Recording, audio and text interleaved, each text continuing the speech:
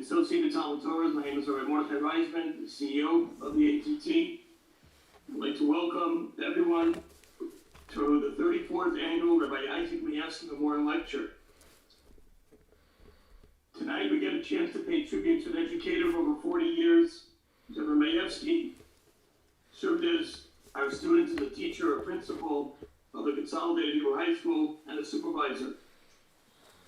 He was a pioneer in advocating for students with learning differences, and for Rabbi Vayetzei, the child always came first. He gave the students to grow academically and spiritually as committed to our true Jews. He had a tremendous respect for children and their unlimited potential. His vision of excellence in teaching had him create courses for teachers, which was the forerunner of our current Barbercourt Department of Teacher Education and Professional Development. As tonight is also the beginning of the ATT's annual campaign, Week of Learning, I'd like you to get a short insight for a 1-minute video to see what happens behind the scenes in being able to help our day schools shine. You can turn your attention to the screen in a moment, and then I'll introduce Rabbi Jacobson.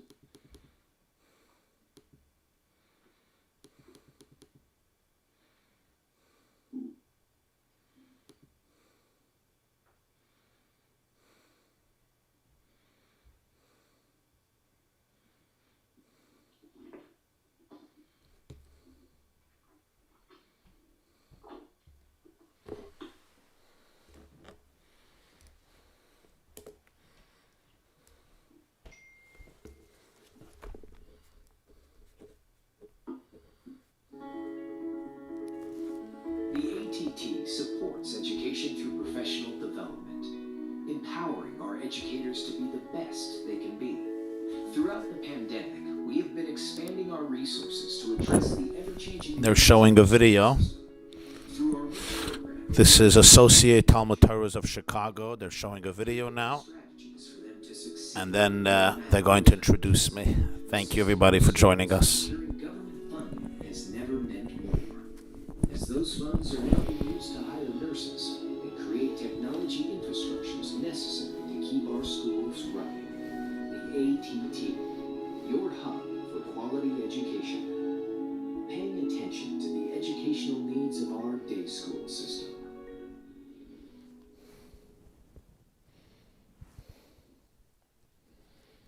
Okay, now to get to the evening. Of course, if you notice on the bottom, it does say to go to att.org to donate if you have a moment after the lecture. But until then, now I'd like to introduce Rabbi Jacobson, one of America's premier Jewish scholars in Torah and Jewish mysticism. Rabbi Yitzhak Jacobson is one of the most sought-after speakers in the Jewish world today. Rabbi Jacobson founded and serves as Dean of Yeshiva.net, teaching via the web, one of the largest Torah classes in the world today, with thousands of students globally. It is my pleasure to introduce Rabbi Jacobson. Tonight's topic, keeping positive in an age of uncertainty. We look forward to hearing from your words. Thank you. Thank you so much. Just Rabbi Reisman, give me a heads up that you can hear me and see me. Muted. Okay, now we're good? Give me a heads up. We're good. Okay, wonderful. Thank you so much, Rabbi Reisman Shlita. Shavua Tov, Agutavach, Afrelichavach, Alustikavach, a beautiful week to all of you joining us this evening, the entire beautiful Chicago community gathering together for what's going to be a few weeks dedicated to ATT, the Association of Talmud Torahs in Chicago. And I don't know if everybody knows this, but ATT, the Association of Talmud Torahs in Chicago, is probably one of the oldest religious Jewish organizations on the shores of the United States of America. Most shuls, yeshivas, shtibels, centers, and wonderful facilities and institutions are 10 years old, 20 years old, 50 years old, 60 years old. But this is actually a Motzei institution that is almost a century old, 90 years. So that only demonstrates its power, its endurance, its vitality, and the fact that its necessity is truly present, its achievements remarkable, and I am thrilled and privileged to be able to be part of this great launch of your annual fundraising campaign. With all of the circumstances of this year, things are different, and I know that this begins a few weeks of celebrating the work of this extraordinary organization and fundraising for the work, and may it be with tremendous hatzlacha, so that you should be able to continue from strength to strength to make sure that every single Jewish child in Chicago gets what he or she needs academically, socially, psychologically, emotionally, and spiritually. There is an extraordinary insight. It always moves me this week, next week, when we read about it. There was a Jew in Bnei Brak. We actually had some familial connection. His name was Rabbi Yankele Galinsky. Rabbi Yankele Galinsky was a famous Maggid. He was a very interesting fellow. He was a Russian Jew. He learned in the Navardika yeshivas. He was exiled to Siberia. He ultimately came to Bnei Brak. And he once shared that he went in to the Stipler Gaon, Zeichet Tzadik Levracha. This is, of course, the father of Tzalain Gayar and Reb Chaim Kanevsky Shlita. The Stipler was Rabbi Yaakov Yisrael Kanevsky Zechroina Levracha. It was named after Rabbi Yaakov Yisrael of Cherkas, a son of the Chernobyl Maggid, Reb Motzei Chernobyl, a son-in-law of the Mittler Rebbe, the son of the Balatanya. He's called the Stipler because he came from Haran Stipel in the Ukraine, which was the place of Reb Mordechai Dov of Haran Stipel, who was a grandson of Rabbi Yisrael of Cherkas. Okay, but that's a separate story. So the Stipler tells Rabbi Yankele Galinsky, the Stipler Gaon tells him, he says, I just had an insight I want to share with you. He called it a Chiddush. And Rabbi Yaakov Yisrael Kanevsky, the Stipler Gaon Zatzal, says, I want to share with you what I just thought of. And this is what he told him, and Rabbi Yankele shared it. He said, everybody knows the story.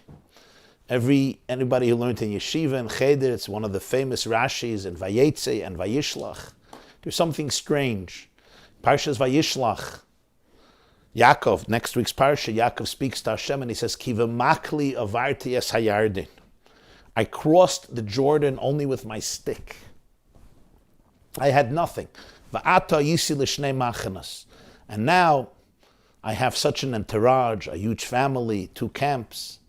And the obvious question is, did his father and mother send him with nothing?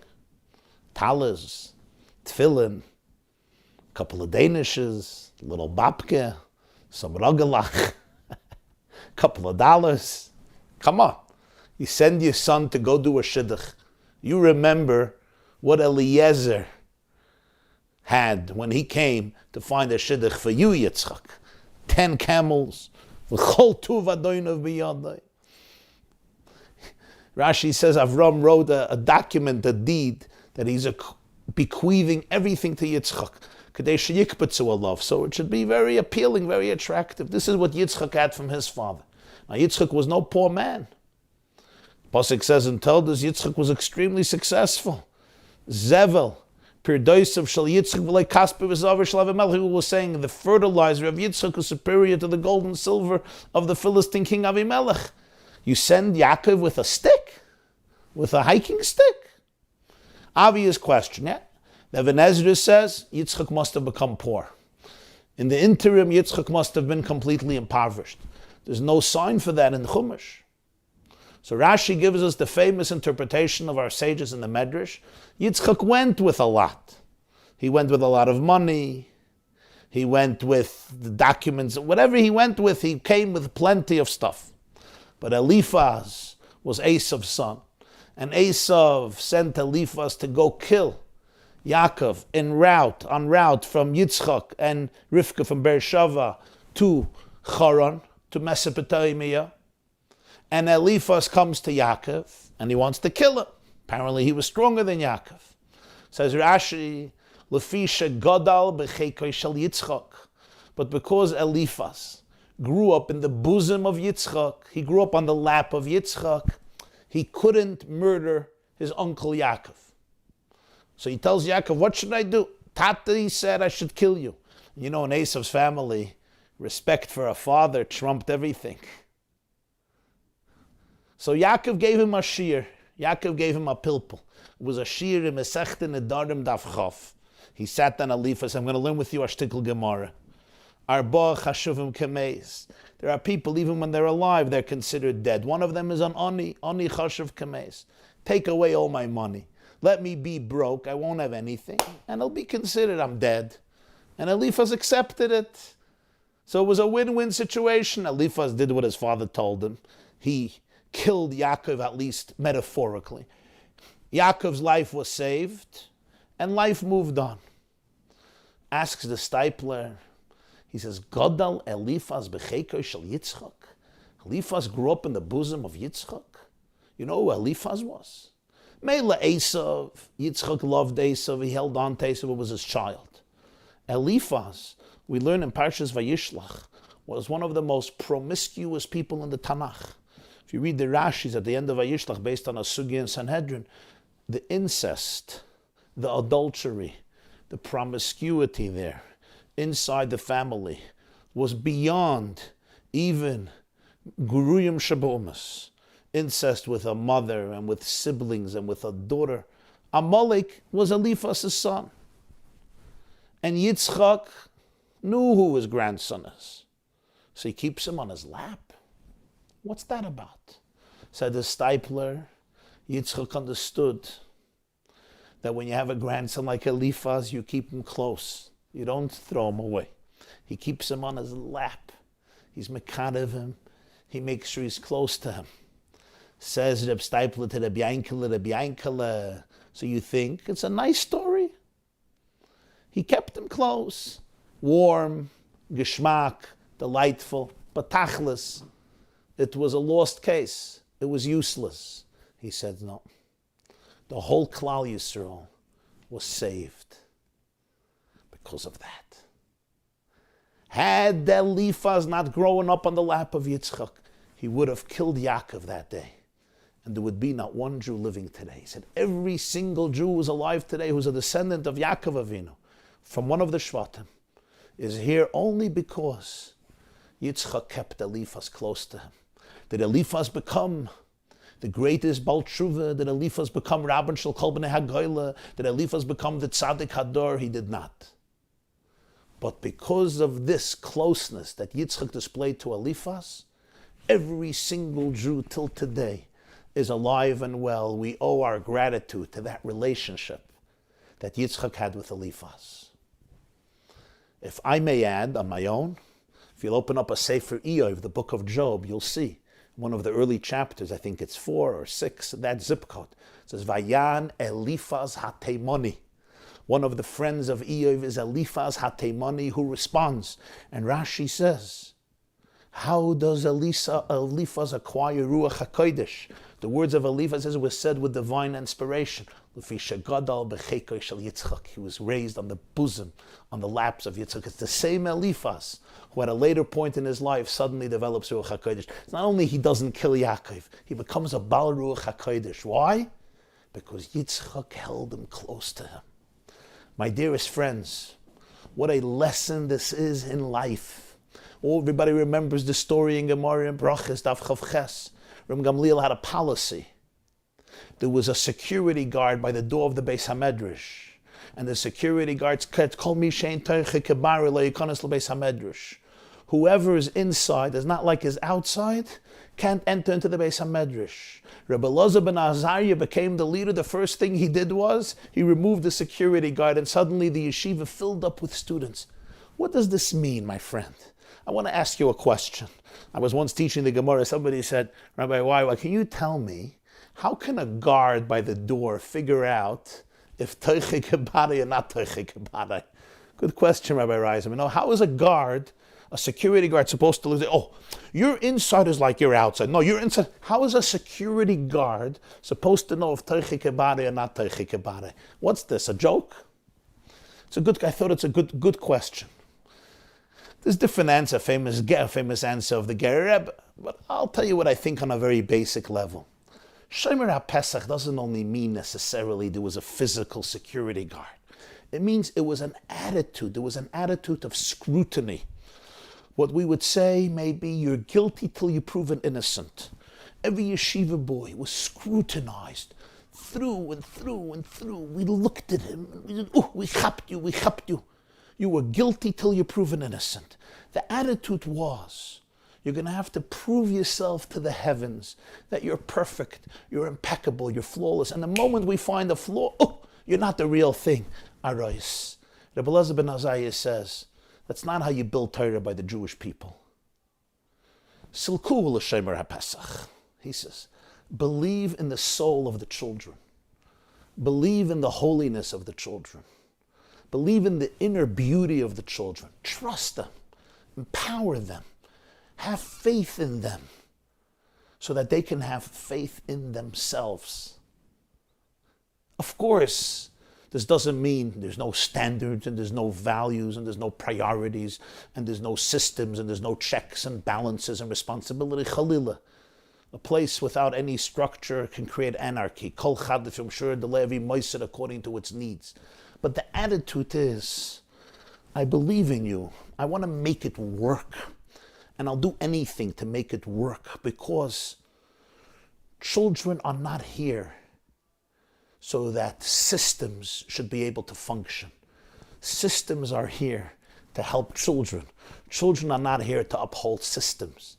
It was Winston Churchill, I think, who said, we create institutions in order to facilitate our dreams. And then we become prisoners to those institutions that we created. Sometimes what happens is we create beautiful institutions because we want our dreams to be able to be materialized, but then we become prisoners of our own structures and we start worshiping the structures as though the structures were sacred, forgetting that the structures were created for the children. The children were not created for the structures, which is why the work of ATT, or as some of us in New York call it AT&T, is so critical and so vital to be able to make sure that nobody falls through the cracks.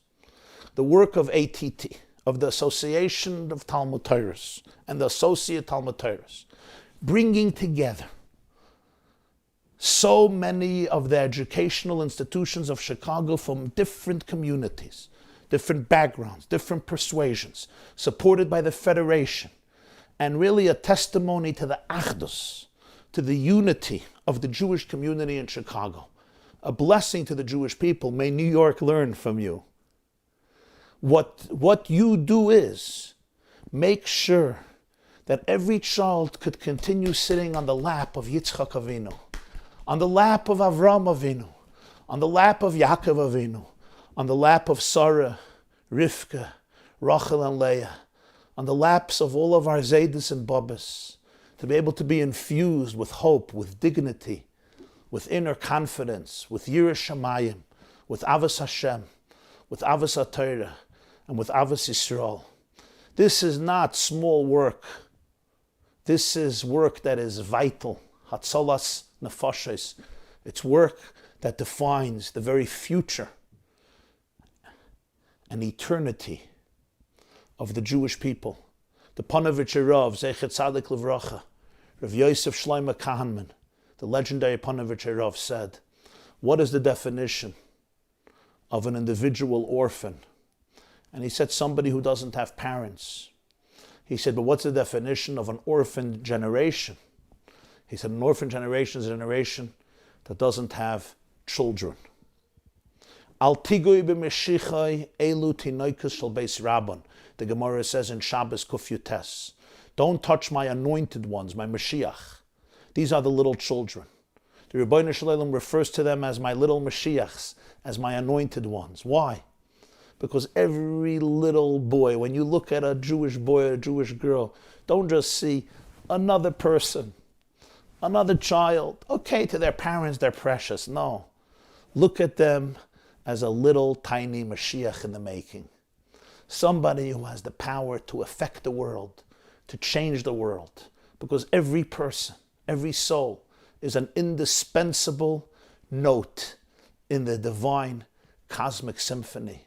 So we say to you tonight, chazak, chazak, v'nis chazek, to be able to go from strength to strength to make sure that there's not a child, not a girl and not a boy of any age, any demographic, any circumstances, any home, any challenge that somehow falls through the cracks and does not find their own place in the eternal story of Knesset Yisrael from Avram Avinu until Mashiach, until the Geula Shlema, which of course brings us to the great theme, an important theme of positivity, staying positive during what some people call an age of insanity, a time of craziness. If the corona wasn't crazy enough, the politics around the corona is not crazy enough. It's really mind-staggering that something as dangerous and as serious as a pandemic can also become political. Yes, masks, no masks. Yes, lockdown, no lockdown. A liberal agenda, Republican agenda, Biden agenda, Trump agenda. How something like a virus, which affects everybody, doesn't distinguish between blacks and whites, and Jews and non-Jews, and Hispanics and Latinos, and Americans and non-Americans, and right wings and left wings. Even such a thing that's just human, that unites the world, can become such a source of polarization, of divisiveness, of fragmentation. Never mind what happened with the rioting, never mind with our recent elections. It's an age of uncertainty, and an age and a time that's gripping a lot of people in fear and anxiety. The key word today is anxiety. People are anxious, people are afraid, some people are overwhelmed, some people are terrified.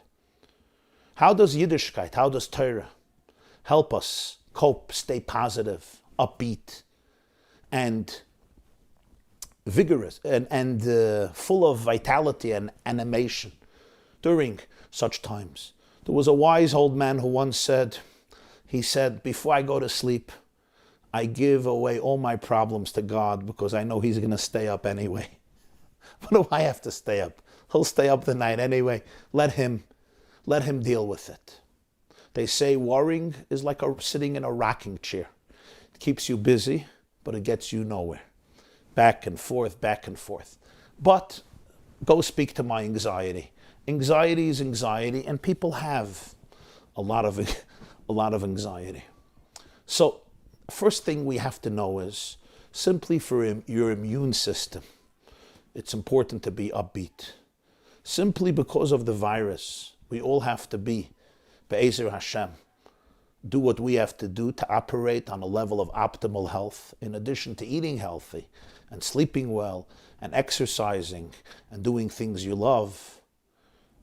Having a positive attitude is essential to your physical immune system. Everybody knows that today. So it's not just a good idea.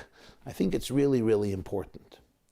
In addition to that, everyone is going through so much, whether it's financially, emotionally, psychologically, spiritually, in the places where there's lockdown, kids that have been on lockdown for months. Here, Baruch Hashem, the situation is better now. But for months, kids were on lockdown. I don't have to tell you how it affected children, especially with technology, especially teenagers and families. It's very, very important to keep a spirit of simcha in the house. So I want to say a few points and a few ideas that perhaps can be helpful. The first thing is advice that was given by a man known as the Lechevich Magid, the Magid of Lechevich. And he said as follows. It says in Parshas Noach, Hashem tells Noach there's a flood. So he says, Boy ata ve'ishtecha v'necho neshevanecha itcha lateva v'pnei ma'abel. I want you and your wife and your sons and your daughters-in-law to go into the ark because there's a mabel, there's a flood that's going to rage. The Baal Shem Tov said the word teva means an ark, a boat, a box, but teva also means a word, right? Like Rashi Tevois, Rashi Tevot. Teva in Hebrew is a word. So the Lechevich Magid said, listen to this. He said, when there's a flood outside, you and your spouse and your children and your children's spouses have to go into the teva. You have to enter into dialogue. You have to enter into conversation. Teva as in words, conversations. When there's no flood outside, you can rely on osmosis. Things will just be transferred from generation to generation through the chicken soup, through the ambiance, through the atmosphere.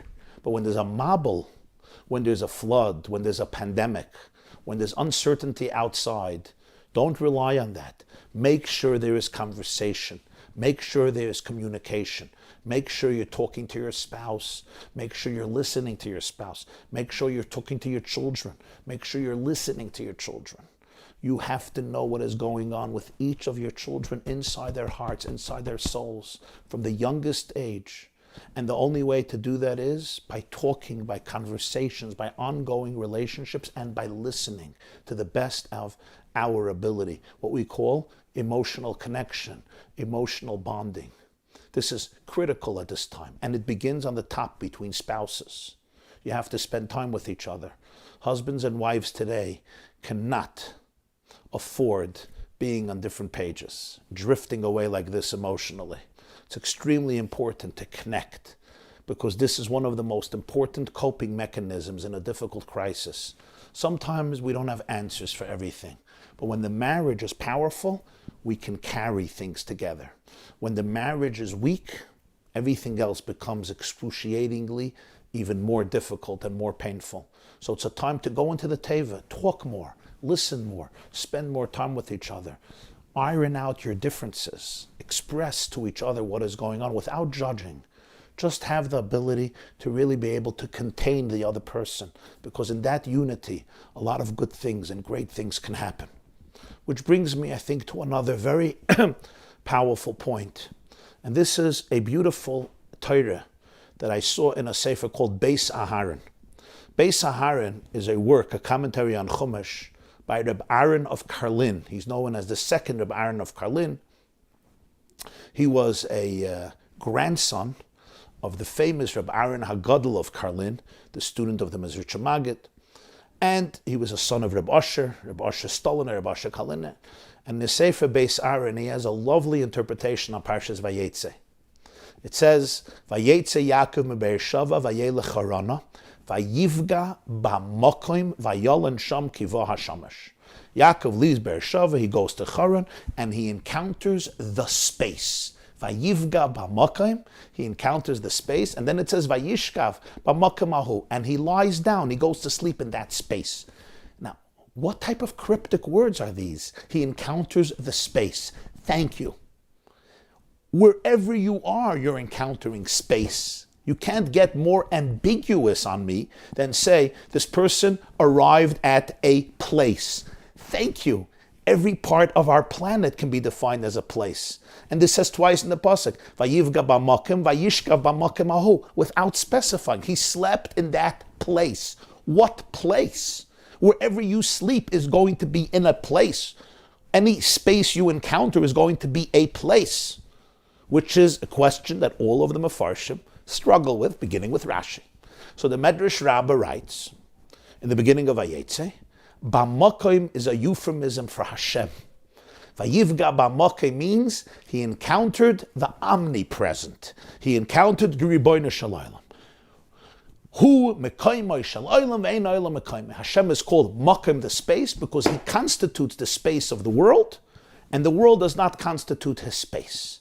So he is the space of the universe, the entire world. He is the space. Hine makom iti, as the Medrash brings. Ve'ein olam mekaymo. You can't say that the world constitutes his space exclusively, but he constitutes the space of the world, which means the whole space of the world is him. It's an expression of him, even though he transcends it. He encounters the Ribono Shel Olam, which only raises the question, 1 second. Why did the Torah say it in such an indirect way? He could have said, he met Hashem, he encountered Hashem, he spoke to Hashem, he davened to Hashem, an expression that's often used in the Tanakh. In fact, this is the first time in the whole Tanakh, and one of the few places in the whole Tanakh, that Hashem is called Makom. Very unique expression for Hashem, Makom. We have it in a few places, but very, very seldom, but this is the first place. Vayivga ba'makom. He encountered Hashem. Why here? Why now? So Reb Aaron of Karlin, Schusa Yogan Aleinu, he says something marvelous, the name of the holy Reb Shlomo Karliner. It says, V'ahavtas Hashem Elokecha b'chol levavcha. Says Rashi, what's b'chol levavcha? You should love Hashem with your whole heart. What's b'chol levavcha? Says Rashi, quoting the Sifri, Shelo yehi libcha chaluk al hamakam. Your heart should not be divided or at variance with the makam. Your heart should not be in a fight with Hashem. That's pshat b'chol levavcha. Sometimes my heart could be split. In other words, there's a machloikus in my heart. My heart is split. There's a fight in my heart. And my heart is at variance. There's a machloikus with the makam, with the Rebbeinu Shalom. Shelo yehi libcha chaluk al hamakam. Your heart should be at peace with the makam, with the omnipresent, with Hashem. As Reb Shlomo Karliner, why does Rashi and the Sifri change the term of the pasuk? It says, V'ahavtas Hashem Elokecha b'chol levavcha. It should say, Shelo yehi libcha chaluk al Hashem, chaluk al Elokim, chaluk al Hashem Elokecha. Here too, the term makam is used. The answer that he explains is very, very profound and very simple and very moving. I'm going to say it in my own words the way I understood it. What are the saddest words in the English language? This is my rhetorical question to all of you. I know you can't all answer. If I would be live in Chicago talking to you, I would ask you to give an answer that I can hear. But here I'm going to ask you to share the answer with your husband or with your wife. What are the two saddest words in the English language? Okay, so of course I don't know. But I know two of the saddest words of the English language, and that is, if only. If only. Everybody has an if only.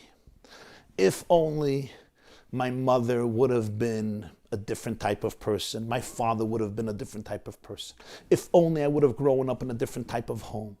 If only I would have had a different experience as a child. If only I would have had different siblings. If only I would have gone to a different school. If only I wouldn't have done X, Y, Z when I was 17 or 15 or 25. If only I would have married a different type of man or a different type of woman. If only my mother-in-law, my father-in-law would be different. If only I would have not taken this job, I would have taken that job. If only my children would have turned out the way I dreamt they should turn out. If only I wouldn't have to be dealing with trauma, fear, insecurity, anxiety, stress. If only I wouldn't be struggling mentally or emotionally or financially or physically or socially. If only life would have been so much more beautiful and so much easier. I say that these are some of the saddest words in the English language because they never allow us to make peace with life, to make peace with reality. They always want us to be in another place. Says Reb Shlomo Karliner, V'ahavtas Hashem Elokecha b'chol levavcha means shelo yehi libcha chaluk al hamakam. Stop fighting with your makam. Stop fighting with your space. Not just geographically, but also existentially, emotionally. So many of us are in a machlokes with our makam. If only I would live there. If only I would be here. If only I would be there. If only I can get out of this place, whether it's geographically or it's conceptually. I want to get out of this makam. I'm in a fight with the makam. Shelo yehi libcha chaluk al hamakam. You know where I heard this first? Before Corona, I was traveling somewhere for a lecture. I was in the airport. The plane was delayed and then it was canceled. And I was very anxious because I had this big event that I was supposed to arrive at. And I'm not arriving. And I see a Yid, a Karliner Chassid from Yerushalayim. He was there. So he knew who I was. He says, Rabbi, why? You look anxious. I said, no kidding. I am. He says, why are you so anxious? So I told him. I said, you look calm. Is this a quality of all Jerusalem Jews? They're very calm, ruyik. I know Jerusalem may be a calmer place than New York. So he said, I'm going to tell you a voice from the Shlomo Kaliner. Stop fighting with the Mokim. You know why? Because the Mokim is Hashem. The Rebbeinu Shalom is present in this place. The place you're in, that's where you will find your meaning, your purpose. That's where Hashem is. As Hashem tells Moshe Rabbeinu, years later, he also wants to go away from his place. Asura nove eres hamara gadol hazeh madua lo yiver asleh. Says Rashi, Asura mikan lehiskarev l'sham. I want to go away from here to get there. Says Hashem to Moshe Rabbeinu, Shalma lechem yaraglecha ki hamokoi mashata oimed alav admas koideshu. You have to be able to discover how the mokim that you are treading upon is sacred soil. Baruch HaMakom Baruch Hu Mekayim Shalom. The Rebbeinu Shalom, God is present in your reality right here, right now, in these circumstances. And therefore, you can suck the marrow out of this place. Here your soul will fulfill its mission. Here you will find the purpose for which your soul came down to the world. Now, this doesn't mean that tomorrow I shouldn't move. And tomorrow I shouldn't enhance my circumstances. A person should always go from strength to strength. But it means, if you're right now in this makom, it's b'hashgacha, it's by divine providence. Don't run. Don't get frustrated. Don't live in a what-if reality, in an if-only reality. You know why? This is the reality in which you will fulfill the purpose for which your soul came into the world. Stop having a machlokes with your makom. Yaakov Avinu leaves Beersheva. He's on the way to Haran. He bids farewell to his father and mother. He is alone in the world. He's a fugitive. His brother wants to kill him. He has nothing. He's embarking on a journey to an unknown world. His old world came crashing down on him. Everything is unfamiliar. There's a whole new reality. It's so easy to surrender to confusion, to anxiety, to despair. What saves him? Vayivga b'makom. He encounters the makom. He encounters the Rebbeinu Shalom as makom. He appreciates the fact that if I am finding myself in a particular space, I'm not stuck. I was sent there. I wasn't thrown there. I wasn't plunged there. I have a shlichus there. I have a mission there. Embrace it with gusto, because you have all the resources and the tools to be able to maximize its potentials and to be able to turn it into a success story. It doesn't mean it's not painful. It doesn't mean there's no challenges. It doesn't mean I will not shed a few tears. It does not mean that it's not vulnerable. It may be.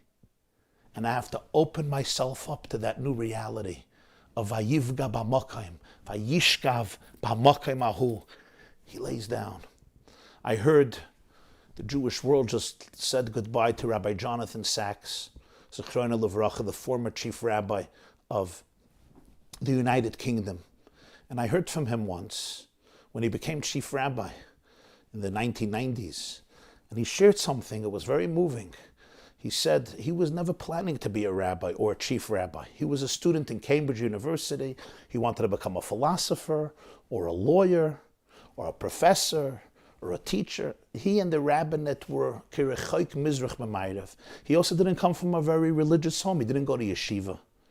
He came from an English traditional home, but he didn't have a Jewish education. He had to learn everything. He was never in yeshiva till that point. And he said it was 1968. I heard this from him. And he came to America. And he went on a Greyhound bus for a few months. And he traveled to different rabbis and spiritual leaders from different denominations to ask his questions. He was a brilliant student, as is quite obvious. And he was an inquisitive mind. And the 6-Day War shook him up like it did so many other young Jews in Britain and in America and around the world. And he went to different people, and he said that he came in 1968. He said he visited also the Lubavitcher Rebbe of blessed memory. And he went into him, it was the middle of the night, and he started to ask all of his questions. He was there for close to 2 hours. And when he finished, the Rebbe said to him, now I want to ask you a question. He wasn't expecting this. He was a young boy asking the different rabbis the questions. He went to Rabbi Soloveitchik, I think he went to Reb Moshe, he went to various, and he also went to other people. He went to, I think, to Professor Heschel, Kaplan, Mordechai Kaplan, different demographics, denominations. I don't remember all the names he said.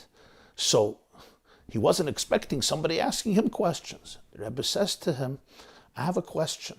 How many Jewish students are there in Cambridge? And what are you doing for Jewish life in Cambridge? He wasn't doing anything, and he wasn't interested. He was not there as a Chabad shliach in Cambridge University. He was there to study philosophy, and his professors were atheists. So he says, I was a British gentleman. So I responded, and I said, in the situation I find myself in, he wanted to finish the sentence. He didn't know how, but he would, concoct some elegant British conclusion in the situation I find myself in. And he says, Lubavitcher Rebbe interrupted me mid-sentence. And he said, a person never finds himself in a situation. A person puts himself in a situation. And if you put yourself in one situation, you can always put yourself in another situation. You're in Cambridge for a reason. And you have leadership skills that you have to utilize. And he charged him with a mission of becoming a rabbi and becoming a rabbi's rabbi. He said this story, this is 68, 78, maybe 30 years later when he became Britain's chief rabbi. But this is what Reb Shlomo Kalina says. Vayivga b'mokim. I'm never a victim. You're never a victim. Who would know this lesson more than anybody? Yaakov's son, Yosef. He tells his brothers, you did not sell me. The Rebbeinu Shalom sent me. If this is the place I'm in, it means this is the place where I can ultimately fulfill my deepest meaning and purpose in life. The place where I can find God, the place where I can find my soul, the place where I can find my truth, the place where I could find my deepest self. Tomorrow, maybe it's time to move on. Today, because Hashem is here. They tell a story about a little girl, and her grandfather was an old atheist, and he always tried to inculcate atheism in her, and it was to no avail. She was a maimin. One day, he decided he has an idea. He puts a little note under her pillow, and he writes on the note, God is nowhere. And in the morning, he's hoping she'll see that she got a message from heaven that God is nowhere. In the morning, she runs into the kitchen. She says, Grandpa, you won't believe the message that heaven sent me last night. I woke up, and under my pillow there's a note, and it reads, God is now here. And I think essentially, this is one of the most powerful ideas during such a time. When we look at all of our circumstances, everything changed. I know my life changed.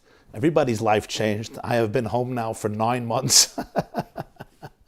I hope my wife is happy about that. But I've never been home for so long. Every single Shabbos, Baruch Hashem. It's a great privilege. Everybody's life has changed. Some great things, some challenges, many challenges.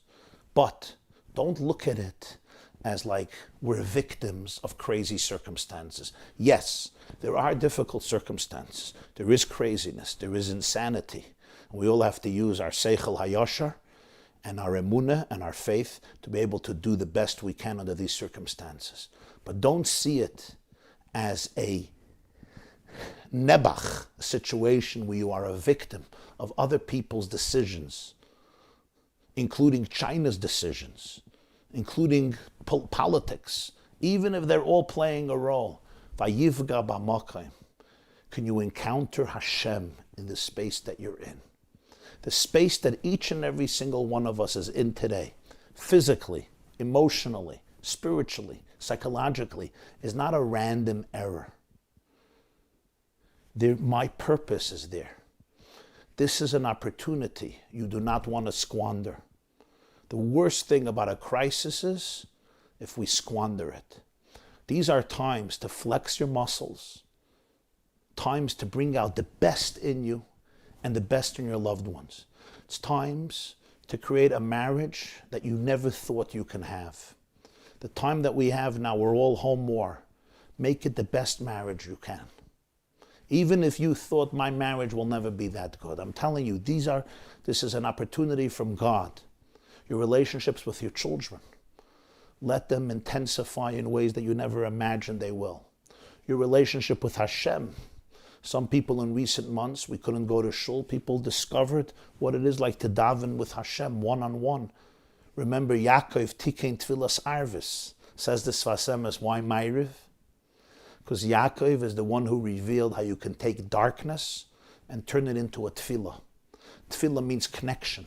Ha-toifel klei cheres, the Mishnah says. Naftuli alakim niftalti. You can take Ma'ariv, arvis, darkness, vayi erev, vayi voiker, take darkness and turn it into an opportunity for connection. Every challenge can be seen as an obstacle, as a stumbling block, as a challenge, or as an opportunity for connection. Ask yourself, what are the challenges right now in my life?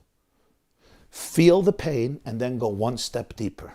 And that is, how will I take these challenges and turn them into opportunities? Opportunities for self-awareness, opportunities for extraordinary growth, opportunities for deeper relationships with myself and with my loved ones, opportunities for maturity, opportunities for self-discovery, and opportunities to be an ambassador for light and love and hope. Because this is not only a time to be there for ourselves, this is a time to be there for people. Everyone in today's day must ask themselves, not what the community can do for me, but what I can do for your community, what I can do for my community. Let's be there for people. You'll never realize the power of a text, of a WhatsApp, of a telephone call, of an email, of a meeting, of a favor, of a gesture, of words of encouragement and chizuk to a neighbor, to a relative, to a parent, to a friend, to an old friend, to the guard at the door, to a teacher, to a principal, to a child, to a teenager. Be a source of love and strength and inspiration. People need it. And instead of being a parasite and asking, how do I get from this? How do I get from that? You want love? You become a source of love. When you become a source of love and inspiration, kamayim haponim laponim, you attract the deepest love and the deepest confidence. So lo yehe libcha cholak al amokeh means sometimes I'm in a space. There is pain. I could cry. It's not easy. But then I have to be able to make peace, embrace it, accept it, and realize carpe diem. Seize the day. Suck the marrow out of this space, this situation, because it's here that you will find your ultimate meaning and happiness. Thank you very much. A good tavach.